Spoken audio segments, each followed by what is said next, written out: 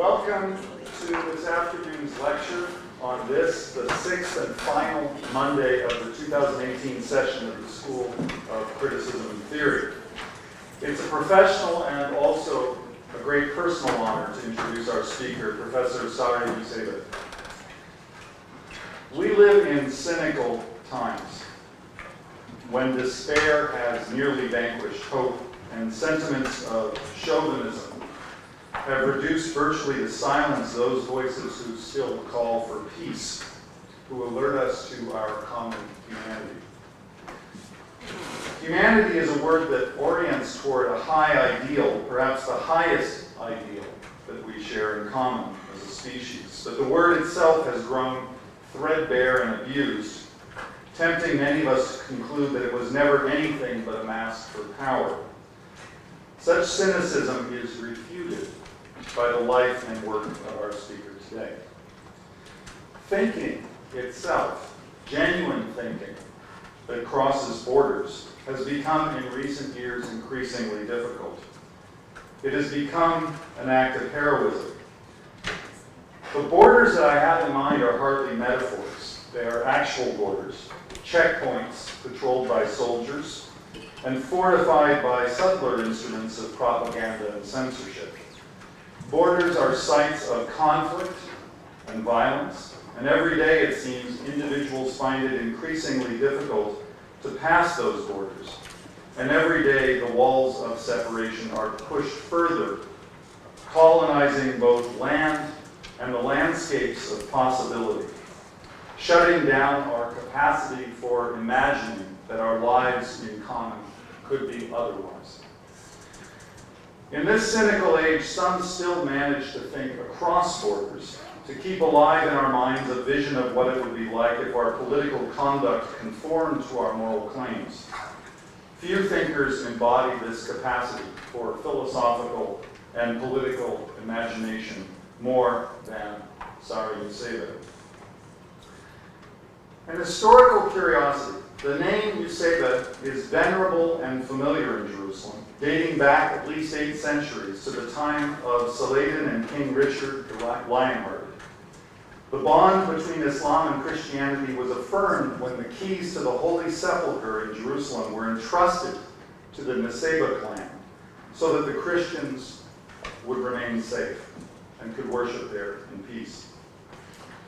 Sari Nusseibeh is a scion of that family, and still a guardian of the peace in the land that is seen as holy to so many peoples. Many of you will know that Professor Nusseibeh is both a philosopher and a figure of enormous political consequence, whose diplomatic career has earned him recognition well beyond the Middle East, where he was born and where he has worked for many years. He received his education with a degree in the PPP program, Politics, Philosophy, and Economics, at Oxford in 1971, and his doctorate in Islamic philosophy from Harvard in 1978. Since that time, he has served as professor of philosophy, first at Birzeit University in the late 80s and early 90s, and then at Al-Quds University from 1995 onward, where he has also served as director of the program for philosophy in Islam. Between 1995 and 2014, he was president of Al-Quds University in Jerusalem during a period of enormous difficulty that stretched from the promising moment of the Oslo Accords through the renewed violence of the Second Intifada. In the years leading up to the Oslo Accords, Professor Nusseibeh was chairman and member of the steering committee for the Palestine negotiating team, and since that time, he has not ceased to speak on behalf of Palestinian rights, the right to peace, the right to lives not only of security, but of happiness. Of his political writings, he's known for his book, No Trumpets, No Drums, a 2-state settlement of the Israeli-Palestinian conflict from 1991. His autobiography, Once Upon a Country, A Palestinian Life from 2007, and What's a Palestinian State Worth from 2011. There are a great many other writings on political themes, too many to mention here. But let me note in summary that for all of these questions, he has sustained a moral poise that prompted one writer to call him a Palestinian Gandhi. He has sustained that poise, I should add, during a period when the current Israeli state has shown no similar restraint and no shame in the use of devastating and disproportionate force. His tireless efforts on behalf of peace and Palestinian rights have earned him the widest recognition with awards such as the Peace Award from the Foundation for Middle East Peace in Washington in 1994, the Seeds of Peace Award in 2002, the Lev Kopolov Award for Peace and Human Rights in Cologne, and in 2004, the Roosevelt For Freedoms Medal from The Hague. In his philosophical work, Professor Nusseibeh has devoted the greater share of his energies to exploring the rich legacy of classical Islamic thought in the medieval era. Many of you will know his book, The Story of Reason in Islam, published by Stanford in 2006. It's a book I would recommend to everybody. It is a history told with Nusseibeh's gentle and compassionate voice that guides the reader through the centuries, from the death of the Prophet Muhammad in the 7th century to the end of the golden age of Islamic thought and the rise of the Ottoman Empire in the 16th century. Among the more commonplace truisms in the history of religion is the claim that medieval Islamic rationalism and scientific inquiry should be identified only as falsafa, an intellectual symbiosis of Islam and Hellenistic philosophy. Professor Nusseibeh argues for a more capacious and flexible understanding of reason. He helps us to see how reason was not only falsafa, but also kalam, a practice that opened up to the Quran itself to textual interpretation in the common language of Arabic. Reason and religion, we learn, are not disjunctive, but conjunctive, part of an ongoing practice of rational inquiry that includes the rational interpretation of our living faith traditions. I could go on with my praise for this book, but I should also alert you to Professor Nusseibeh's recent book on the 11th century Persian philosopher Ibn Sina, known in the West as Avicenna, who is widely seen as one of the most important thinkers in the medieval world. Professor Nusseibeh directs our attention to Avicenna's Kitab al-Shifa, the Book of Healing. His philosophical study of Avicenna's Al-Shifa was published just this past March by Routledge. Professor Nusseibeh is also the author of more than 100 articles and interviews in Arabic and foreign newspapers, and he is the recipient of honorary doctorates from Bard College and the University of Louvain, in addition to dozens of awards, including Germany's Siegfried Unseld Prize in 2010, the University in Exile Award from the New School, and the Terni San Valentino Peace Award in Italy. There are many more, but I should not detain our speaker any further. I will only add that in his philosophical writing and in his political efforts, our speaker is a steadfast advocate of that one ideal we all cherish most of all, the ideal that manifests itself in multiple languages as peace, faith, pax, mir, Frieden, shalom, and salam. His topic today is sound minds. Please join me in extending our warmest welcome to Professor Sari Nusseibeh. Thank you. Thank you, Peter. Thank you. Thank you. Thank you very much. Thank you, everyone, for being here and for coming to listen to what I have to say. And I must warn you from the beginning that what I'm going to say has nothing to do directly with the politics or the philosophy that we just heard Peter talk about. It's a subject concerning ears and sound, and it's something that I've been thinking about tentatively for the past 2 years.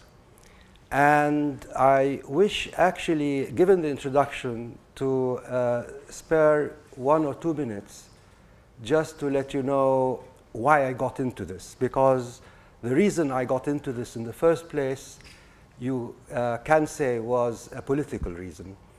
Now, 2 years ago, I was invited to give a talk on space and something like that at a philosophy conference, and I had no idea what to say. And I wanted to go to the conference because it was being held in Hawaii.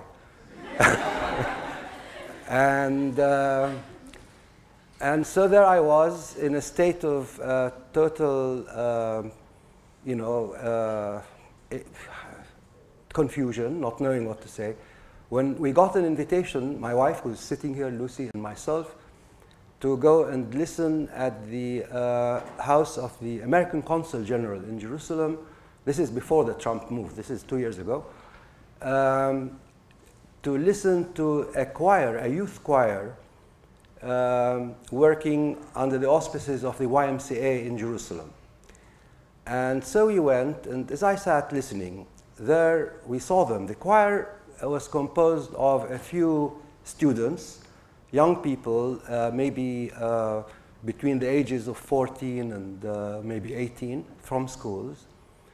And they were Israelis and Palestinians.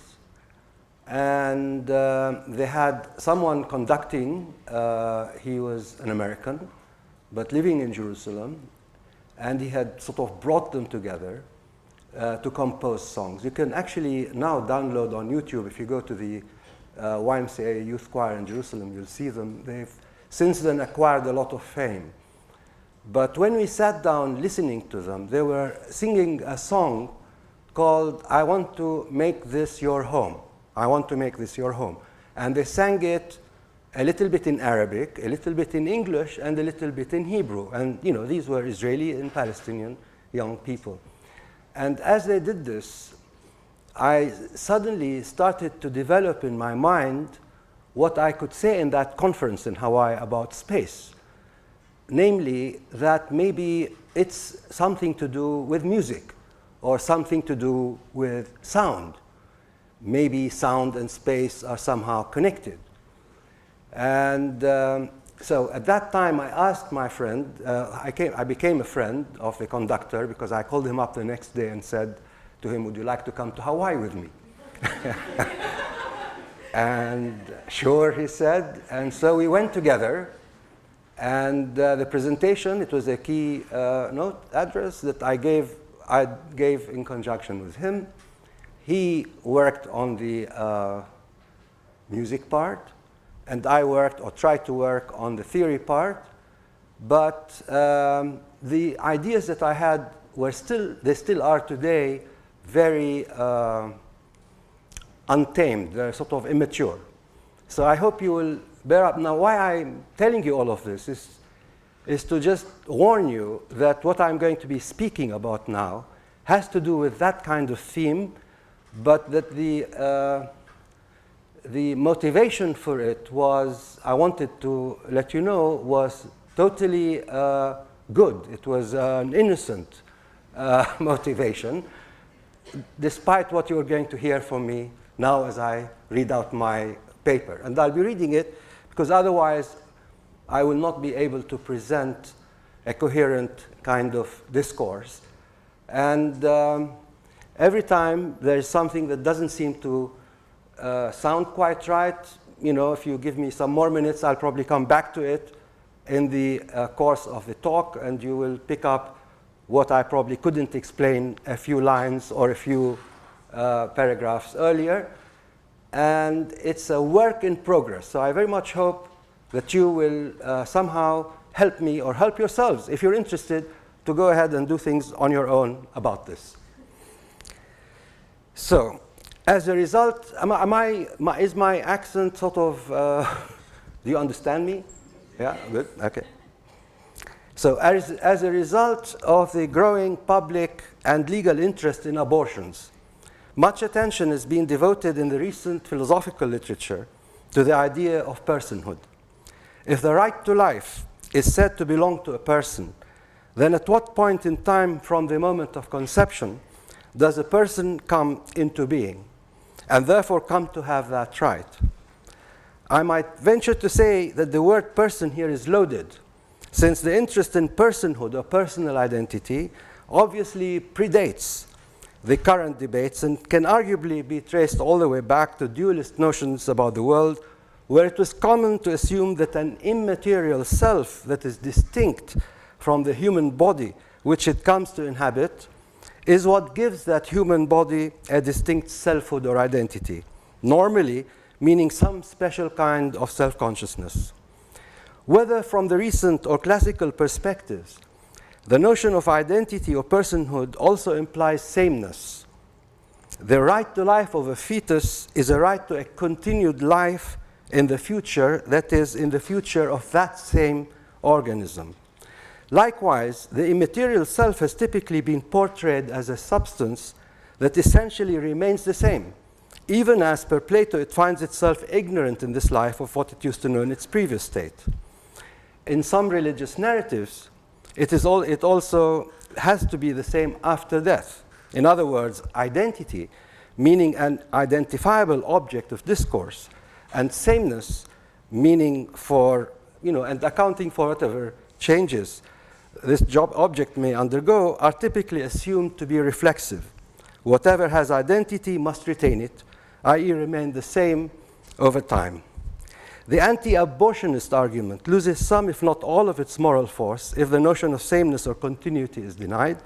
Likewise, the dualist argument loses some, if not all, of its metaphysical force if sameness of that ethereal substance is denied.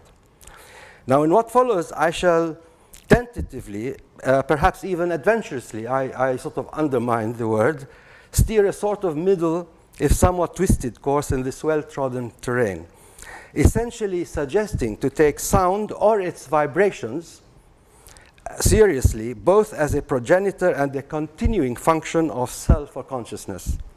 But I must forewarn you that I'm simply throwing out a middle-of-the-road idea here, neither physicalist nor Platonic, that I assume can be pursued more professionally, whether in favor or against by those of you who are or may become interested in these matters. And I'm serious about this, because I'm not around for a long time to pursue it. So if it's a good thing, some of you may think it's a good thing, you can pick it up. Let me begin by asking ourselves to throw out any grand theory you may have about human consciousness and identity, and to focus instead on some simple and basic biological facts we know about sound and hearing, or about just one of our sense organs. Of our 5 so-called external senses, hearing seems to stand out as having very distinctive biological features that are well worth taking note of. Indeed, one has good reason, by the way, just to also make it clear now, as I'm talking about this and about sound, I also take into account the impact or impression of sound as vibrations in the brain. So, just to let you know. Indeed, one has good reason to wonder if it is not sound that first gives birth to sentience. There's no reason yet to think of sentience in terms of a full-blown binary model, where this commits us either to an immaterial Cartesian self or a Humean bundle of impressions. We can rather, as observers, think of this sentience initially and more modestly in the context of its association with a single biological organ. In this context, we can note the following. Our ears begin to form during our prenatal existence, weeks before any of the rest of our sense organs. This must already tell us something. Also, while our other sense organs, including our eyes, are developed by the time we're born, it is only our ears which are already in a position to function while we're still in our mother's wombs. Do they function there? Well, nothing prevents sound waves from reaching our auditory receptors in the uterus. It stands to reason, therefore, to suppose that our ears, unlike our eyes, or our senses of smell, taste, and touch, in fact do begin to function while inside the uterus before any of these other senses. Once again, the word function here may be suspected as a cover word or ambiguous. The ears may function, it could be concurred, but so does the heart. So you have two things. Surely, however, it cannot be claimed on this basis alone there is a subject, a sensory something yet, of whom it could be said that it hears. But let's hold judgment on this. What is hearing, after all, if it is not the sensing of sound? Indeed, what is a subject? All we have before us here and we're dealing with is simply a biological organ. We know that its function is fundamentally different from that of the heart. In the case of the heart, functioning just means the motor activity of the pumping of blood. one organ is simply going about doing its business all by itself, so to speak. In the case of the ear, on the other hand, functioning does not just mean that all the organ does is simply to activate movement. Rather, its function, in effect, is the registering, indeed the sensing of an external impression, sound. But how can we understand this? Strictly going by a basic logical distinction, we should concede to having an identifiable object in the fetus whose function is to be thumped by sound, but it is at the same time, and in principle at least, a subject that somehow senses these thumps. So the distinction here between subject and object maybe in one other way can be described as the subject being what acts, or as an actor, as an agent, something that acts, and the object being what is acted upon. But so far, the thumping and the sensing seem to be intertwined. Sound waves that thump the organ, and those ripples in the fluid of the cochlea inside of it, or those of the swaying hair cells attached to that fluid, are all the same waves. Viewed from one angle, we have a sensory organ and an impression, a subject and an object. But looked at from another angle, subject and object seem to be indistinguishable from one another. Can we say that this reactive functioning of the ear in the fetus, a situation where two aspects of a phenomenon seem to be indistinguishable from one another, already implies hearing?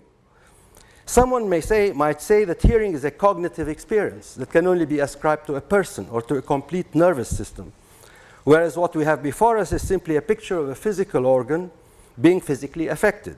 Hearing, it might be added, surely involves more than just sound waves reaching the ear, or more than just there being a simple sensory something as subject. But why? Why should we jump to assuming a fully cognizant self, one which we normally identify ourselves with? Why should we assume that this must already be there? As observers, why not assume or content ourselves with the account instead that a sentient something, whatever it is all there is at the moment, at this point? After all, it is and need only be the simple sentience by the first of our main sense organs. Even if we incorporate into the picture the eventual functioning of the classical five sense organs of a fully sentient subject, we find nothing added to the function of sensing sound than there is already in the fetus. We can still trace sound waves from the ear canal all the way to the neural simulations in a specific region in the brain, where distinct sounds finally become registered. The actual physical process or journey of the sound waves through the ear canal to the rippling fluid-filled cochlea, eventually causing chemical transmitters to produce electrical signals to the brain, is the same process. This is the full range of the experience. Indeed, the impact of sound waves on that region of the brain, that is, the electric signals, can actually be scanned in the fetus, even if, that is, its claimed different sounds cannot yet be properly distinguished from one another, and that they require a fully evolved sentient or cognizant subject before we can regard hearing as an attribute.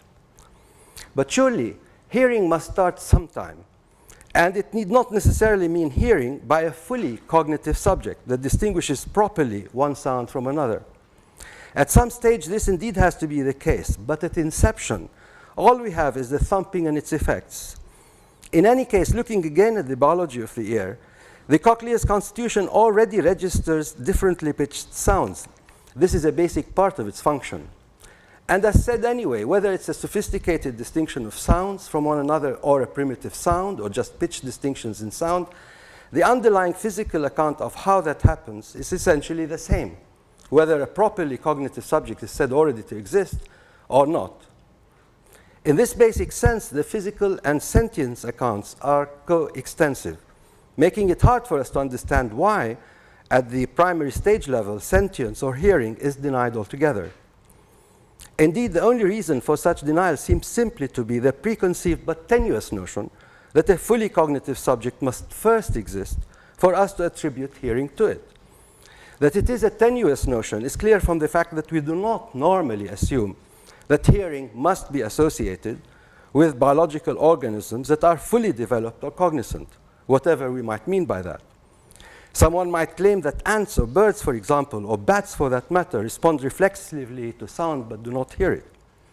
But surely such a claim either presupposes the issue of contention or it latches one meaning instead of another to the same word. We surely do not need to imagine ourselves to be bats or birds, or to attribute consciousness or self-consciousness to these, to acknowledge that their biological constitutions involve their being sentient to sound, in whatever sense we might mean this. Now, as functioning organs in the fetus, the specific difference between the heart and the ear that brought the ear to our attention is hopefully by now quite clear. I'll say some more about it in a minute. Before doing that, however, it may help to consider another sense organ, the eye, contrasting its function vis-à-vis light with that of the ear, vis-à-vis sound. This may further highlight the unique function of the ear and its association with sentience. I've already pointed out that a basic distinction between the eye and the ear is the prenatal functionality of the latter. Indeed, we're told it takes several weeks after a child has been born and it opens its eyes before seeing becomes properly functional, before the eye becomes attuned to discrete space and then time, thus allowing the child to begin to identify faces, including that of its mother. But there are two additional interrelated and, in my view, significant differences between the eye and the ear to take account of. The first more commonly known than the second. While both sound waves and light particles eventually end up as electric impulses in the brain, light rays reaching the eye have to be reconfigured in the retina for those rays to become interpretable as images that replicate their objects in the external world. This fact is commonly known. What it tells us is that light rays reaching the eye do not retain their original configuration as they become images we see. In contrast, and perhaps less commonly known, sound waves that reach the ears retain their configurations as we hear them, whether as they travel through the ear canal or as the ripple effects produced in the fluid in the cochlea itself, causing the hair cells to sway, or as the swaying itself of those hair cells before electric impulses to the brain are produced. The configuration of the sound waves remains the same. The word used to describe this unique effect on the sense organ by the external agent is tonotopic, a one-to-one correspondence of sound waves, the data received, with the swaying movement of the hair cells. In other words, and this is the second and I believe major difference between light and sound, unlike light and what we see, there is a generic identity between sound and what is heard. And this generic identity is something I will use soon to say something new about why sound and sentience are connected. So, unlike light and what we see, there is a generic identity between sound and what is heard, or between the sense impression and its registration in the auditory receptor. This is a feature later also shared by taste and smell that must give us pause. We sense it as grown-ups when we hear the sound of an engine inside our heads, but see the object causing it outside of our heads. It tells us that, unlike the case with light and its impressions on the eye, sound and its impressions of the ear are generically identical.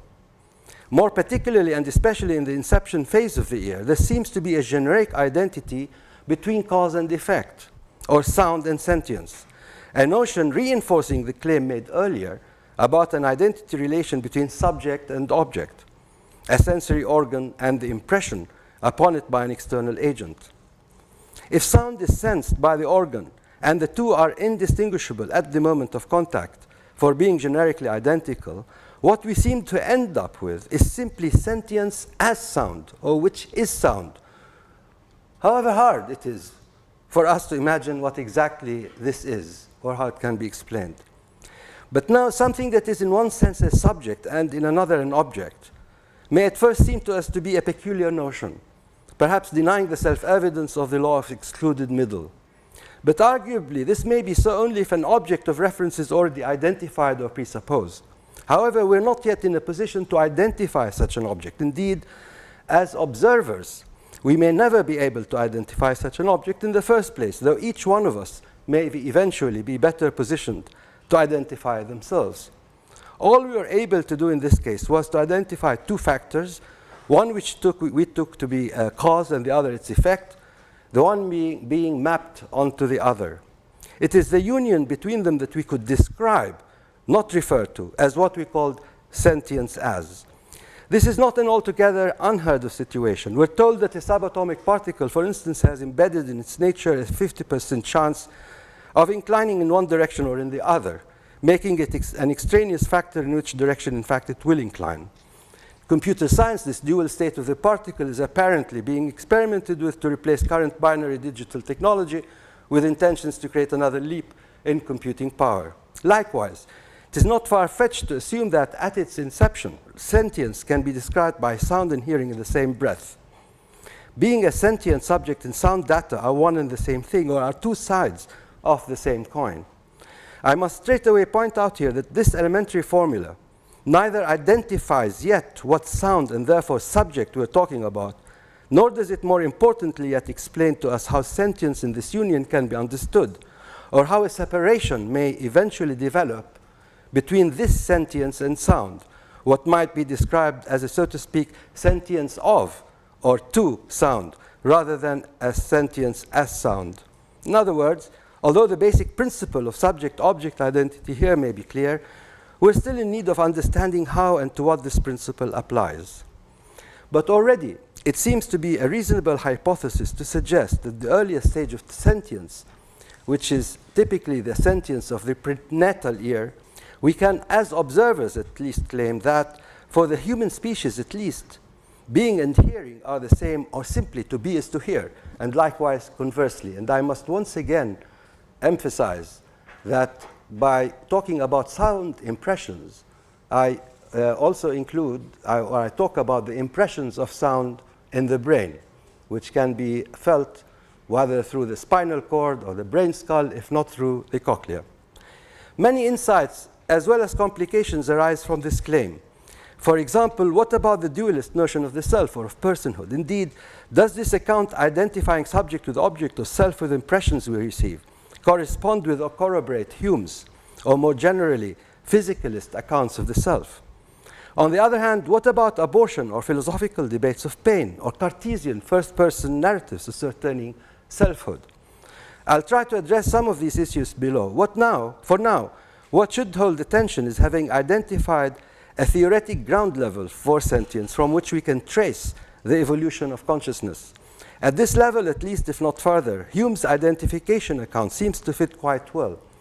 But its articulation, as we shall see, will leave that account behind. Before addressing how that needs to be done, and by way of highlighting once again the unique role of the ear, let me briefly talk about pain as a proposed gauge for fetal selfhood, especially in abortion debates, just as a contrasting example. I have tried to highlight the unique role of the ear so far by contrasting it with that of the heart and of the eye. But it is not sound and hearing that's mostly cited in abortion and philosophical debates, but pain. Pain that is or may be felt by the fetus is surely a strong anti-abortionist argument. And while the sensing of pain was once thought to be somewhat elusive for not specifically being identifiable with any specific organ, now we are told that this precise location of the receptor nerves in the brain that are associated with pain have become identified and can be monitored. Whereas the physical impact causing pain is not limited to one organ, nonetheless nerve cells throughout the body can in fact react to that impact, sending signals all the way to the brain, especially after a certain period, apparently anything from 12 to 24 weeks of gestation. Why, it may then be asked, not associate pain with primary sentience? Surely, after all, the fetus can feel pain far more dramatically than it can hear sound. It's important for me to explain why this line of thought is flawed. Simply, there's no single organ, which I need to have, that can be objectively identified as an intermediary between the spread out nerve cells in the body, where the cause of pain starts, and the region in the brain where the effect is automatically registered. Likewise, there's no single cause or original point from which such pain may originate, and thereby be mapped onto a single organ. To claim the fetus feels pain or is in pain, nevertheless, is therefore to make the untenable assumption of a still unidentified ethereal subject in the middle, or alternatively to suppose that the entire nervous system at inception functions as a single organ, which it clearly does not. In clear contrast, in the case of sound, it was not claimed that the fetus is a subject in the first place. Indeed, the assumption there was that the fetus was not a subject yet, and that we were still seeking to identify what might be one. But here to maintain that something or someone must feel the pain is to ascribe personhood or consciousness to that someone or something. But this would be more like conferring that personhood or consciousness to the fetus rather than inferring it from the available data. It may well be a morally or religiously justifiable position to take, but it's neither logical nor evidentiary. Pain and hearing do not therefore belong to the same bag of sensations and experiences. And of the two, we have good reason to believe that hearing is primary, and that pain presupposes a subject or sentience. This is just to say that if and when pain is felt in or by the fetus, whenever that happens, then that would be so insofar as there is already a sentience to or of, in or by the fetus. Of course, the uncertainty as to when this happens makes pain an important factor to be dealt with in abortion debates. Now, to close off this part of my presentation, I should just add that the above observer account that questions the conferring of subjecthood to the fetus on account of pain is different from the philosophical account, which also questions the self-affirmation of subjecthood that draws on the so-called private experiences, like the feeling of pain. And I'll address this latter account below. But let me now come back to the ear and to the tricky part where what's needed is to provide a coherent account of whether and how sentience develops, how, to begin with, to identify what sentience as might be, based on the to be is to hear formula that I suggested was anchored to a single sense organ at the ground level, and how this develops the consciousness, beginning with the leap from sentience as to sentience to or of. Here it may be important to begin by repeating what was said earlier, that considering the hearing organ only and what is called tonotopic mapping, there's good reason, barring an important exception to which I will mention forthwith, to take the Humean account seriously. As already said, subject and object, or cause and effect, cannot at that stage be distinguished from one another. I describe this is to hear formula as an elementary principle.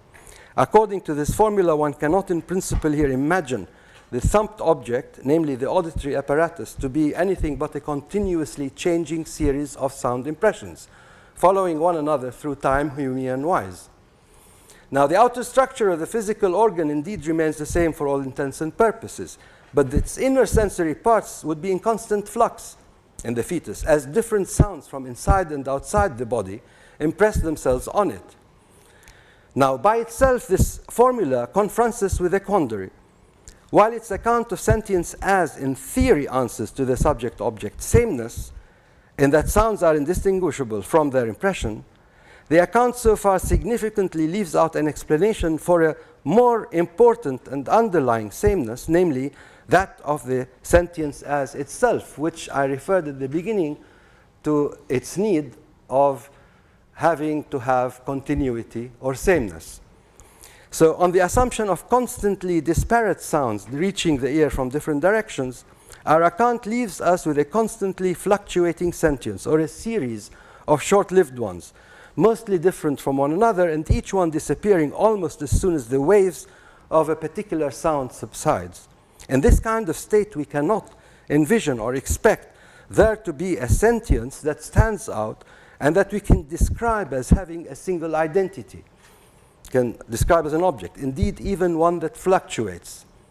For, as said at the beginning, the essential criterion for identity is sameness, meaning that whatever sentience we suppose there is to be at any one instance must be generically the same as what there was the instance before, at least for a certain duration of time, to be able to say that this is something continuing. Therefore, what we described earlier as a sentience as must, strictly speaking, have endurance or sameness.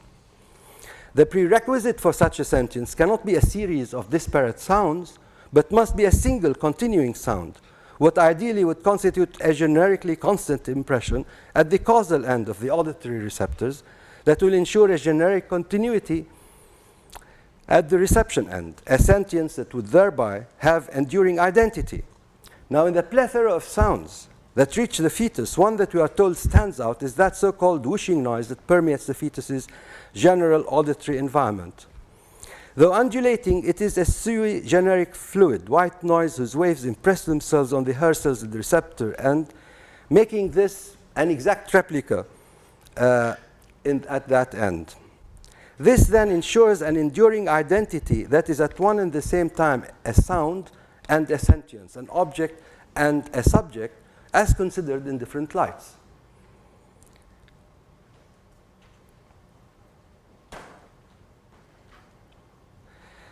We cannot describe this incipient sentence except to say it is a sentience as sound. In effect, that may be all the nascent sentience as there is, but now importantly being a subject of some description. Why a subject? Because now I'm looking upon it as an actor or something that acts. So it's not just a thing that receives, it's a thing that is an agent, is acting as a sensor. And that provides us with a potential backdrop for the sensing of different sounds. One can imagine it already as being a resonance from the cochlear's service, or also a kind of empty music sheet where musical notes can later be inscribed. I'll say straight off that for non-hearing fetuses, this initial sentience is most likely activated by other senses, sound waves probably being registered as reverberations or rhythms in the spinal cord or vibrations in the skull, and translated as electrical impulses directly into the brain. Now, as already noted, a significant transformation here must take place, which it's worthwhile to dwell on.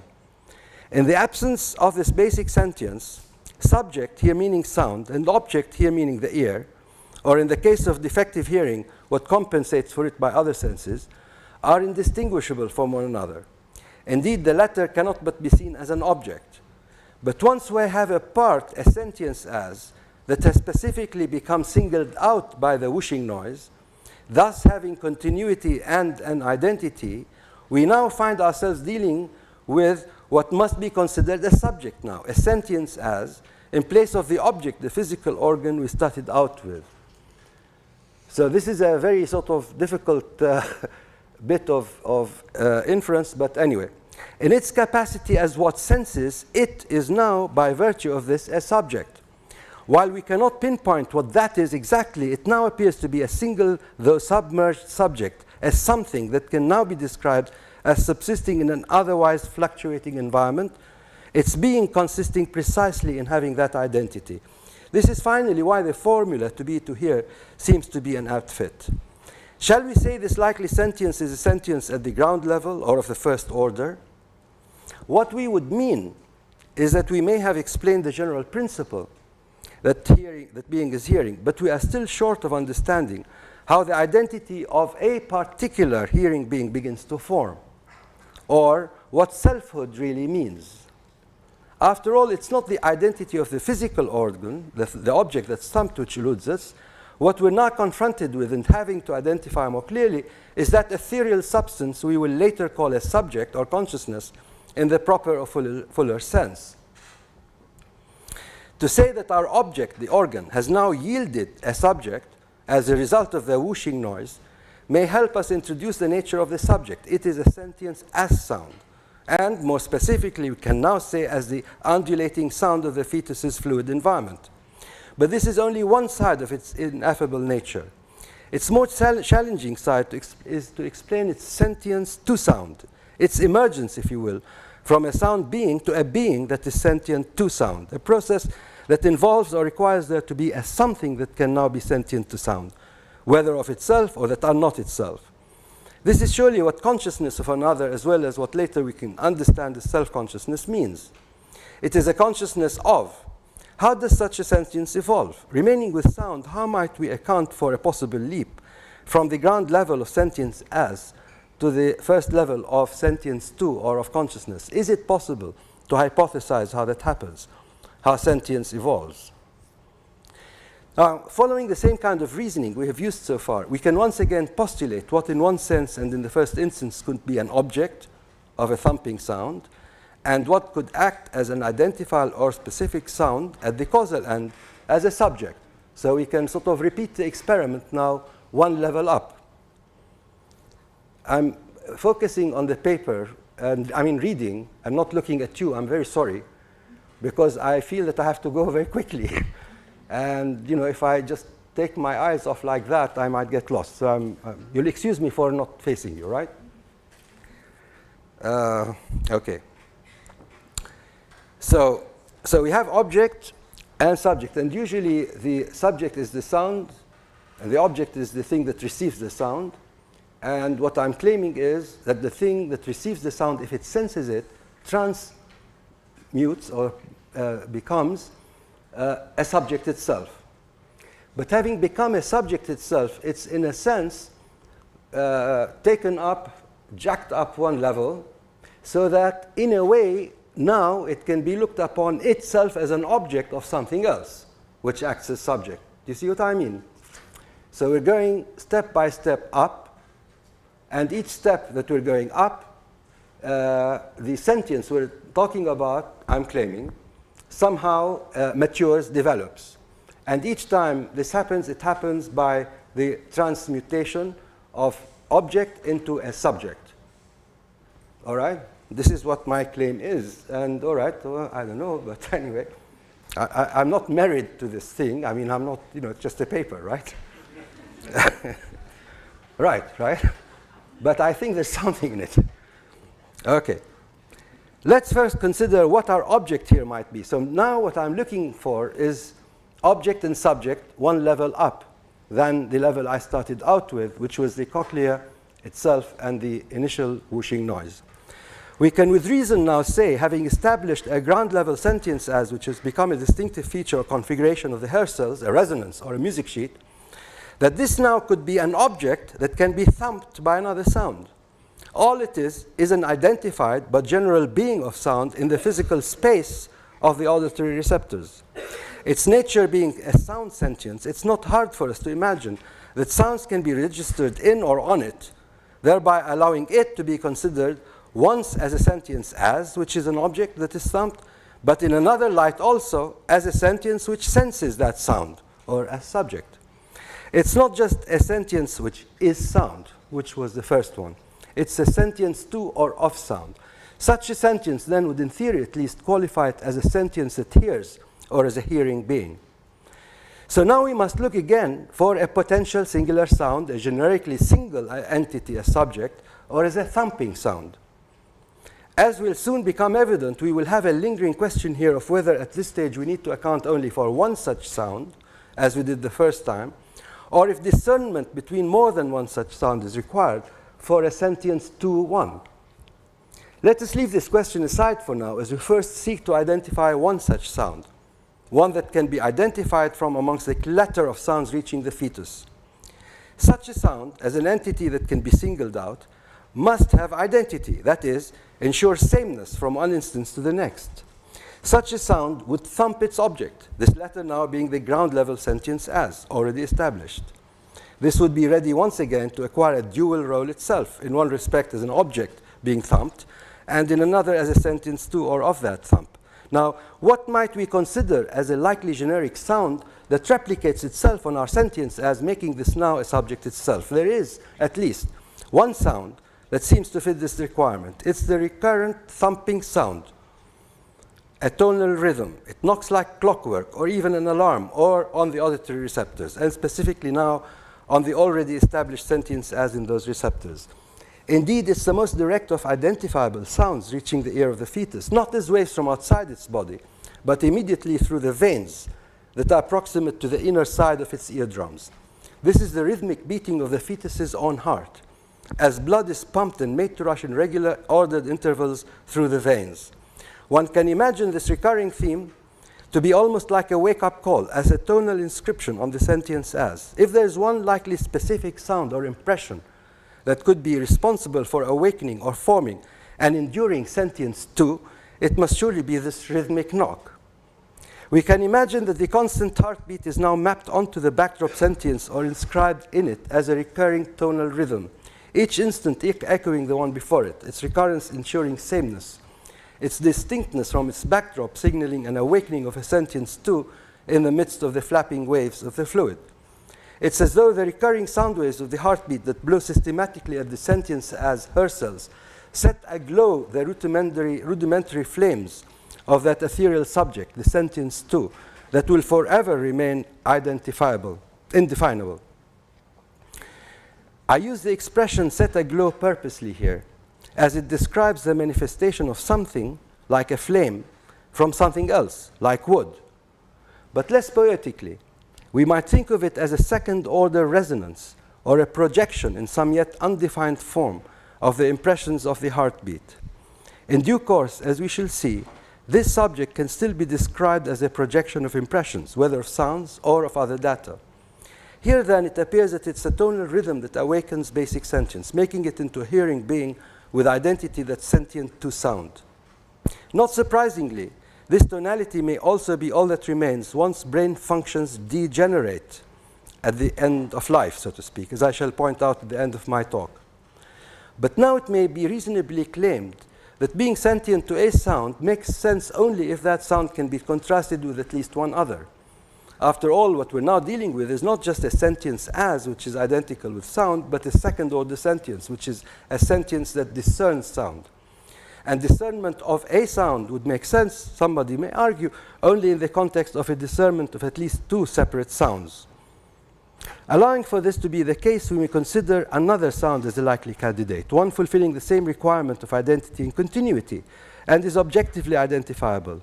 Unsurprisingly, it's the same in kind and nature as the first, but its pitch is different as it's its route, now reaching from outside of the fetus's body, and as waves beating at the eardrum through the canal rather than from the blood veins. It's louder, stronger, it's the rhythmic heartbeat of one's mother.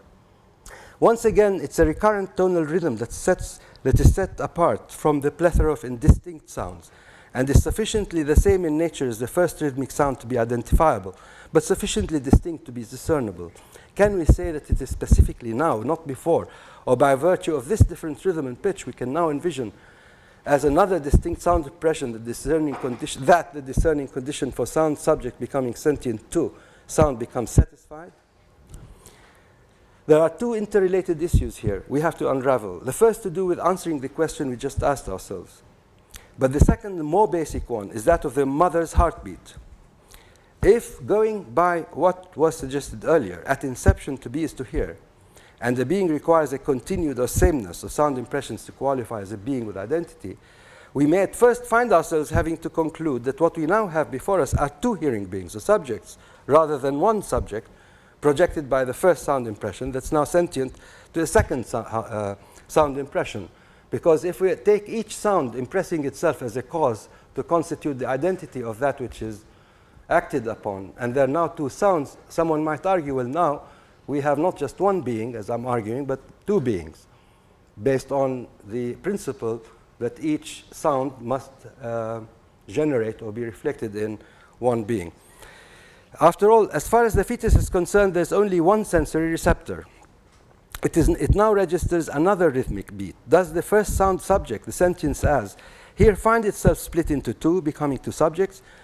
But we seem to be spared this problematic conclusion because assuming two subjects, each one now anyway would be sentient to the same heartbeats, either that of itself, in which case one subject, that of the mother's, in which case again one subject, or two heartbeats, but the same heartbeat. So we end up having one subject, so no problem. However, our original question remains, does the sentience to first form the first heartbeat, thereupon move another rung up in the sentience ladder by becoming sentience to the second heartbeat, or is the simultaneous sentience to both heartbeats necessary for the first leap in sentience? Now, an argument in favor of the latter choice is that a primary sound cannot be discerned by itself, but must have at least one other sound with which to contrast it, not just silence. But this may be true if it's true, only if we distinguish already between subject and discernment, or assume there's already a sentient to subject. If, on the other hand, we assume that the subject is constituted by discernment, the contrasting requirement ceases to be of significance. In any case, it doesn't matter to the argument which of these two processes happens to be the case, because either way, we now already have a clear account how the leap to sentience 2 might take place. I argue that you go up one rung at a time. But having discussed this or presented this as a theory, so to speak, I say that I haven't actually argued that the subject, sentient to subject we have, is subjectively conscious of itself. Because even if it makes perfectly good sense to suppose it can now be sentient to other sounds, we must not presume this will involve sentience of itself, as nothing assures us that it comes to have a subjective sense of its own distinctness from those sounds. And I argue why that is not the case. Okay. But I'm arguing basically that it's a basic sentience that's sentient also to other sounds, and thereafter sentient to other data. then I argue that it's not preposterous for us to assume that such a subject is not self-conscious or cannot, because even being conscious of sound does not mean it is self-conscious. It's okay. And I compare that with light. When the child is born, that there's continuum of light rays and retina. I'm just trying to go across very quickly because I've spoken for too long, right? Right? I can keep going. Shall I go slowly? Really? I don't want to bore you. I mean, are you with me or, yeah? Okay, because, many of the things, I know I mean, if I were listening, if I were you, I'd be having a problem because I'm going through things one argument after another. I thought a lot about it, I've condensed it, but, if you're just listening to it, it's a bit sort of, must be frustrating sometimes to be listening. I would be frustrated if I were you.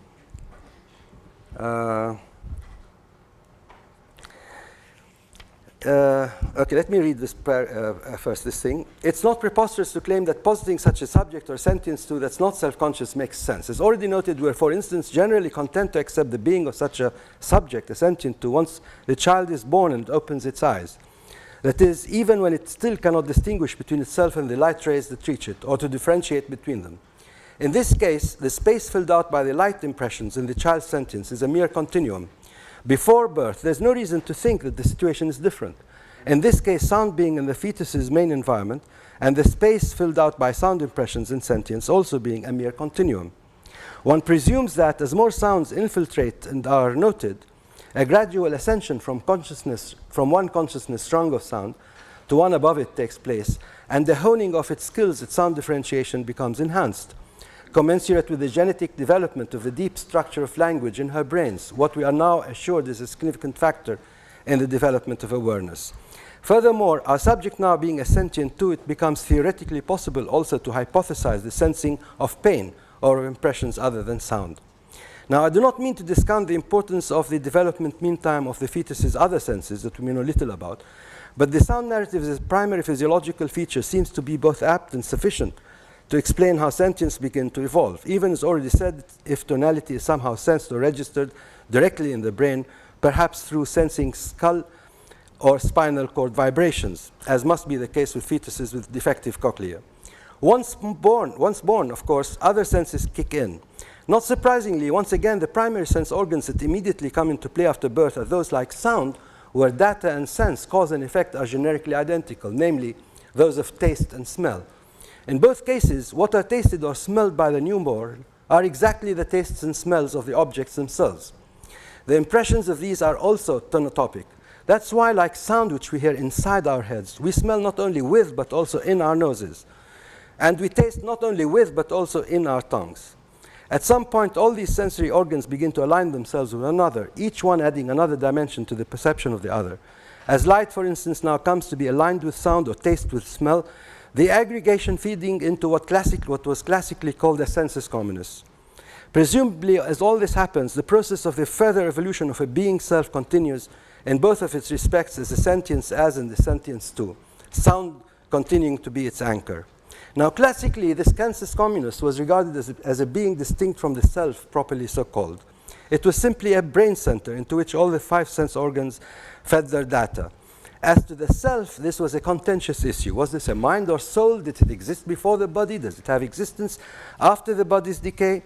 Now, eschewing these speculations and remaining for now with our singular sense organ, with the sentience we found reason to hypothesize, namely our sentience to sound, I submit that we need not confer on this self more than it simply being a further developed or higher order evolution of the subject sentience to, now becoming sentient to a plethora of different impressions. Now, for us as observers, by its very nature at its inception, that subject is and will always remain inscrutable. After all, as far as we know, none of us can be that subject or feel its experiences. In addition, we cannot fix our referential gaze on it as we might on a physical object. But going by our observations, all we can do is to hypothesize its existence as a logical requirement or force, just as we do in countless cases in the world of nature. as in those about quarks or dark matter or dark energy. If it starts this probable existence in virtue specifically of sound impressions, its next phase of evolution after its birth will in all likelihood become defined by all the other impressions that will come to press themselves on it. Initially, for instance, those of the taste and smell of its mother's milk. Now, as already suggested, its sentience to or of cannot initially be considered as a consciousness of itself. As a newborn, it's sentient to the smell of its mother's milk, but not initially yet conscious of the fact that this smell is distinct from itself. Just as immediately after birth, the newborn is not yet conscious that it's distinct from the light rays that fill out its retina. One may assume here that its initial reflexes to light and taste are not yet processed through the brain or a single nervous system. Perhaps this is a state or condition where the sentience of the fetus is alike to that of primitive organisms that react to their surroundings without necessarily having consciousness of themselves as individuals. We can't, of course, put ourselves in the place of those organisms to determine whether they experience self-consciousness, but we can, with good reason, hypothesize some sort of inscrutable sentience in primitive organisms, to sound, among other things, without thereby transgressing any laws. At some point, however, this sentience develops consciousness of itself. That is, it starts to set itself apart from the complex data it receives. As evolved sensory beings, we know that this is how we eventually find ourselves, that we distinguish between ourselves and the data we receive. But how did we come to do that? I suggest this may first happen to us by negation, or by first coming to be aware that the other that there is sentience of is not oneself. But to imagine how this might happen, we now have to consider our sensory subject as a newborn that moves in the environment of the external world. In this context, the child's awareness that the data it receives is not itself most likely happens as it begins to interact with that data by discovering that this data is affected by its movements. For example, when an object suddenly rattles or moves as its hand touches it, or as a face disappears when it moves its head. Body movement, accidental or non-voluntary to begin with, gradually teaches the child the distinctness of the sense data from itself. Now, this distancing of the other then becomes a prelude for a positive sense of itself, where the child later discovers it can intentionally affect impressions or data it had already distanced from itself. Intentional bodily acts that are set out to influence data are a clear signpost for the development of our ethereal sentience into a self-conscious being, an agent. Even so, having a positive sense of itself or becoming self-conscious precedes the more advanced stage of becoming conscious of other minds, that is, other actors, or strictly just minds that think differently from oneself, which is what an other is, which, according to theory of mind literature, is a condition the child has been shown to acquire only after the age of 3 to 4 years. The child's distinct consciousness and her impressions remain structurally interconnected. We must not forget that her consciousness is that initial and inscrutable echo or projection that's prompted by those impressions. Two questions, then, require our attention. How does an enduring interconnection between self and impression play out, and how can we approach an understanding of that virtual echo or glow that is projected by these impressions? Now, perhaps an analogy here might help. In 3D interactive computer games, a player typically assumes the role of an actor whose actions and reactions are prompted almost entirely by the simulations produced in the game, whether those of her own making or those that are made to prop up suddenly before her.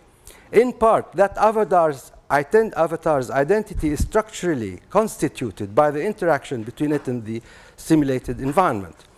It is lifeless without interaction, but it is also in another part intentionally constituted by what the player consciously feels herself to be as she navigates her avatar.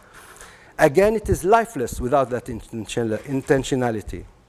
True, this would be a strange feeling, a double consciousness, so to speak, but one of them is on behalf of that avatar. Can it be not in like fashion that the child develops a consciousness of herself, insofar as she begins to navigate her own body movement in an interactive external space? However ethereal and inscrutable consciousness is, at the end of the day, it is an intentionality prompted or projected by the impressions it receives from that space, just as the consciousness of being an avatar was prompted by the stimuli impressing itself upon it. Now, it's important to stress this is just an example, it's not a proof of anything. But this kind of projection, intentionality, is probably what I would suggest would constitute the identity of the self. But again, we can never literally put ourselves in the child's or any other place and thus share that experience.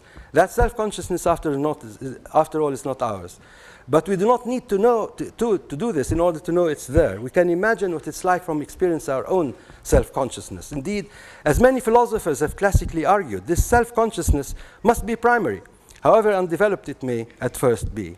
Now, this goes against the grain of the thinking of many contemporary philosophers. I cite Peter Strawson, for instance, for whom the concept of person is primary, that is, presupposed for self-consciousness to make sense. Now, I'll address this contention in a minute. Meantime, again, referencing the same Strawson on the subject, we can envision what in our reckoning is a brief continuance of this ethereal projection, even after following the death of the body, or immediately after impressions have ceased to be registered in the brain. Time being relative, different ideas can be hypothesized as to the experiences, if any, that such an ethereal self can have during that state. So I'm sort of opening a space here for someone wishing to include a vision for hell or heaven or whatever. Later still in life, not surprisingly, sound and self retain their original alliance. As we interrogate or probe ourselves as no one else can through language, using sound images as we do this, or as we make use of hymns or mantras, or listen to special rhythms or tunes or melodies in an effort to achieve a pristine clarity of our consciousness, or even as we dissolve our individual identities into that of a group or a crowd to the sound of a song or an anthem. Indeed, language and rhythm retain their roles as constitutive functions of identity, now also that of groups or communities or nations. Here again, the entities we speak of, though possessed with identities, are clearly immaterial forces, if you will, or higher order substances. Now, I shall return to say a few words about some of the above, but first, let me turn our attention from the observation narrative I focused on so far to the first-person narrative account concerning self. Should I do this, or shall I cut this? I'll cut this. Here I just talk a little bit about the term, the comparison between private terms and public terms, like tree and pain, with people who argue that you cannot really talk intelligibly about something unless that something is a term that is public, like tree.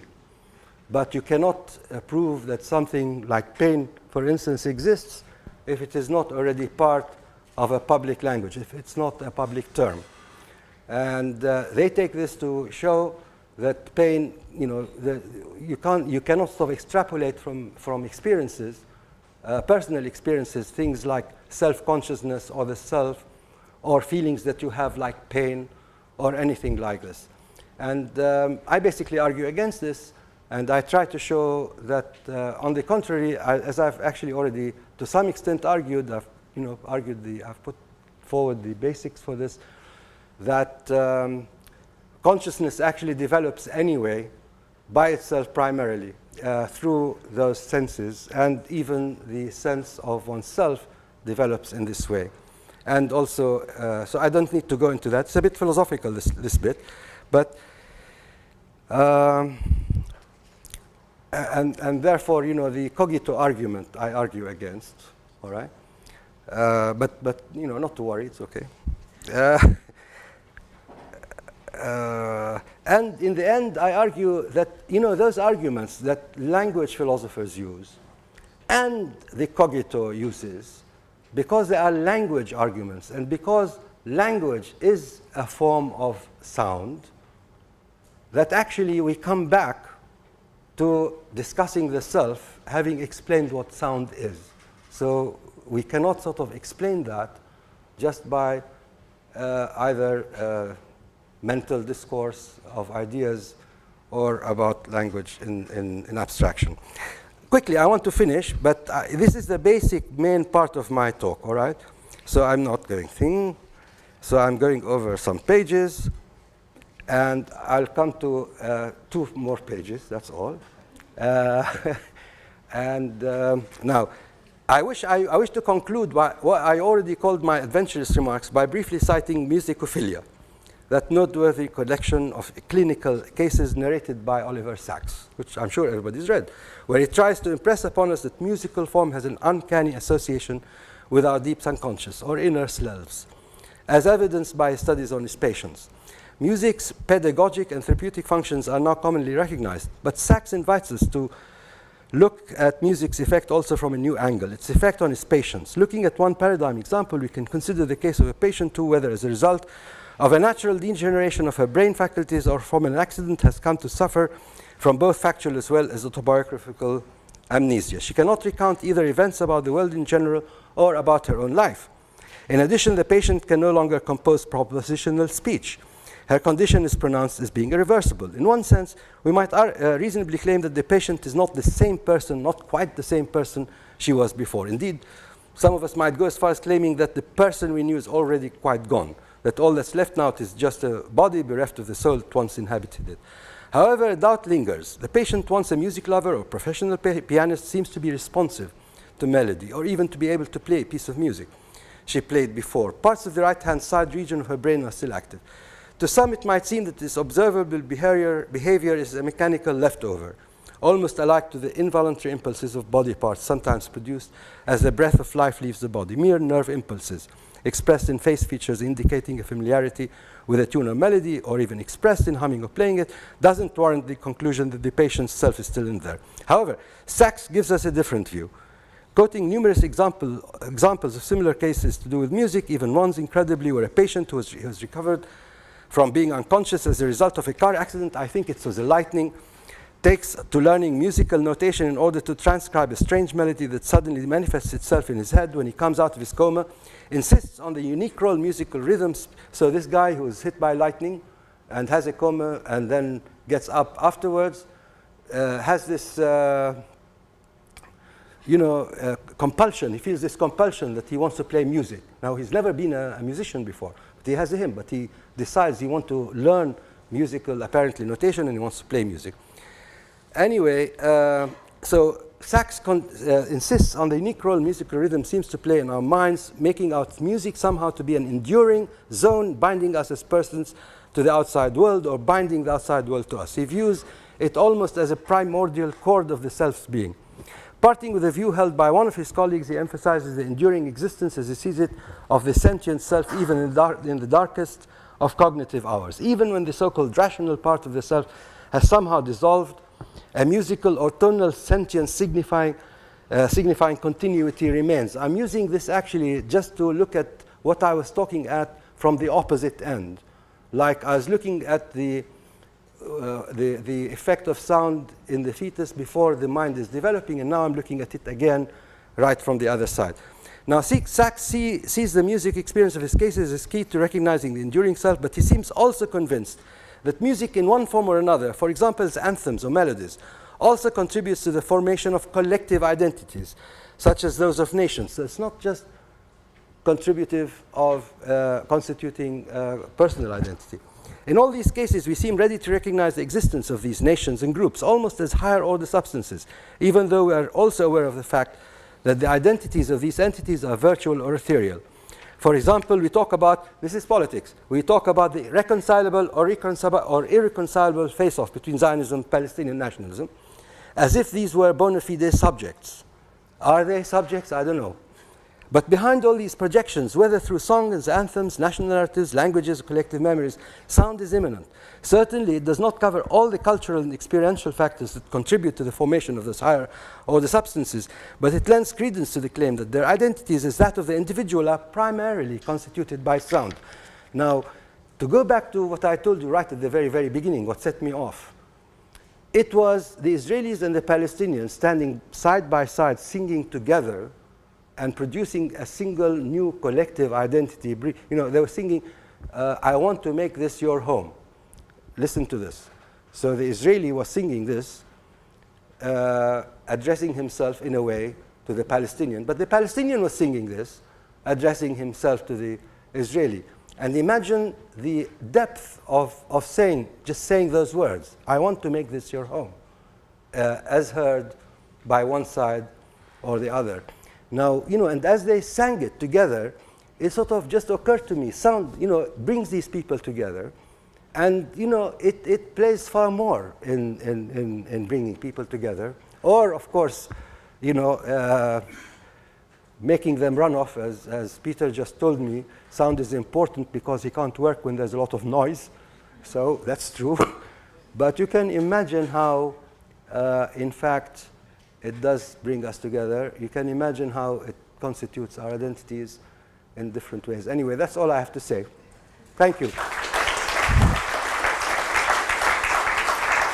And I'm ready to take some not hard questions.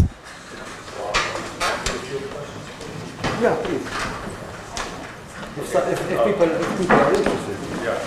Thank you very much for very stimulating talk. Questions I can take a list.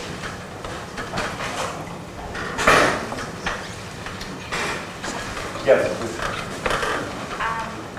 I guess I'm curious about,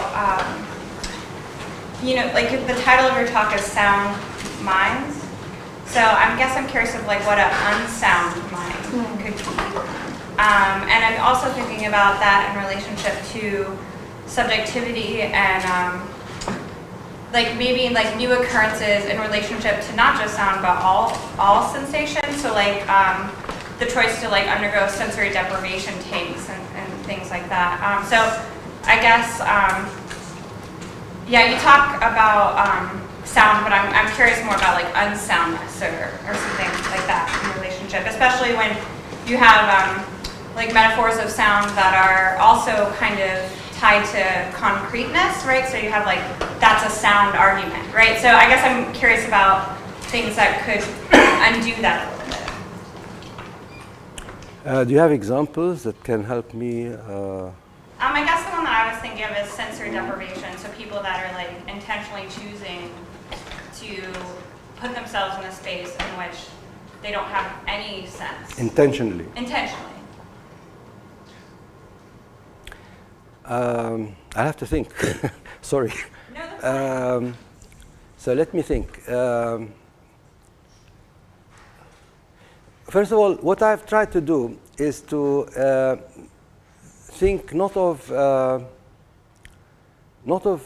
theoretic cases, but of actual cases. I've sort of tried to think about which of the senses begins to kick in making up the identity or consciousness of the person. That's why, it's done without, I didn't think of intentionality. Sorry. Now, there are typically philosophers. My guy, Avicenna, for instance, has something called the floating man experiment. And he asks us, it's like Cartesian. He asks us to imagine ourselves to be floating in space, deprived of all kinds of sensations, whether it's pressure or it's sight or it's sound or whatever.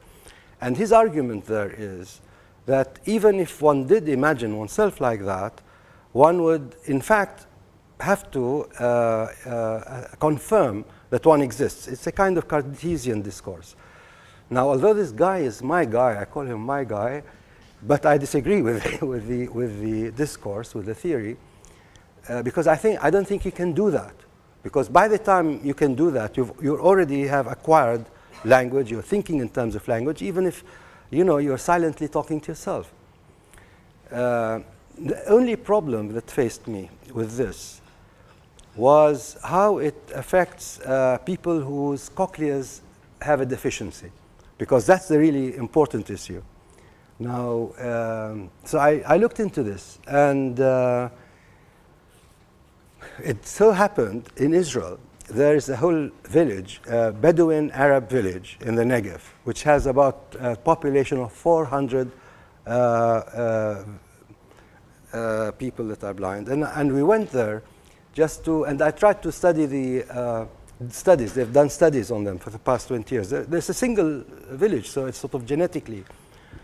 And I've just come to the conclusion that sound does not only get heard, but gets also felt through vibrations. And that's why I mentioned the spinal cord more than once.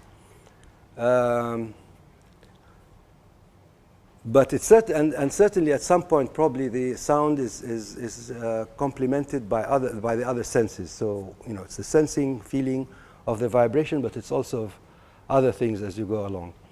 Now, what is an unsound mind? An unsound mind, I would call an unsound mind someone who disagrees with me. I'm joking. Yeah, thank you for your talk. I was thinking throughout about how the way that you're positioning sound and subject sounds a bit familiar, and I was thinking about particularly 18th century debates about the capacity for reason and the capacity to acquire spoken language. And this has obviously been debunked by a lot of research on sign language, and I think this has been interestingly demonstrated in your talk, where there's been kind of an ongoing refutation of some of its implications. So I was just wanted to invite you to address some of those questions directly. Can I ask you to, once again, I'm a bit slow. Sure. So come again. I was trying to recall while you were talking this very important book I read a couple of years ago called Common Sense. What's it called? And it was about 18th century, which was a kind of something that came up to contrast itself with reason, because reason was associated with Aristotelian logic and so on, and there were these revolutions taking place, first within the religious establishment, but also outside of it, in Ireland, in the United States, and in France. And that was common sense as opposed to reason. Now, sorry, I'm just saying this. Please now come back to me and say exactly what you want. I meant more, I think in the debates that I don't work on the 18th century, but my understanding of them is that the capacity to acquire spoken language was seen as a function of reason, understood. I think that would probably include things like common sense. I'm not sure if that distinction is as important. And that obviously that distinction is something that we know to be false. But I was reminded the distinction between reason on one hand and the inability to acquire spoken language, so that for a while people thought there was a causal link between speaking a spoken language and the capacity to develop what we call reason. And so when you're talking about sound and subjectivity and the sort of layering of different sounds that then brought to the level of spoken language, I was reminded of those debates and just wondered if you had something to Okay. To tell you the truth, I do not. I mean, I think what you're raising is something I'm not fully focused on. But maybe you can send me something to sort of direct me to that literature. I may be able then to respond to you. And because I don't want to give you an answer just like that. You've got something there that I think needs me to focus a little bit. Is that okay? By the way, if this is my answer in general. If anybody feels that they have a question that I haven't been able to address, please write an email and tell me, you didn't make sense here or there, because I really am slow and I need to think about questions. So please. Yes, I have a question. Oh, okay, there you are. How are you? So it has to do with, I found it really quite a original and provocative talk. Thank you. One figure whom you didn't mention, who I think is very relevant here, is Pythagoras. Okay. Pythagorean theory of music. Yeah. And he's kind of a big name around Cornell right now. There's a guy, Drew Hicks, in the music department who works on Pythagoras and Pythagorean, medieval Pythagorean stuff. We had a big workshop on that by someone who knows Arabic. Yeah. And the question was Pythagoras translated into Arabic? And it's not at all clear, but not all of it, but yeah. But the beauty of it is Pythagoras is known incorrectly as someone who just works with numbers.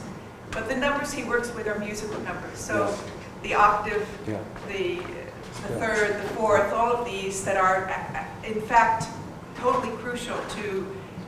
In other words, they're not linguistic, but they're sound and they're crucial, and they also then play into music, which is so important, beginning with Philo of Alexandria and Jewish practice in the early 1st century, where there's a male chorus and a female chorus, and when they sing together, there's an octave between them.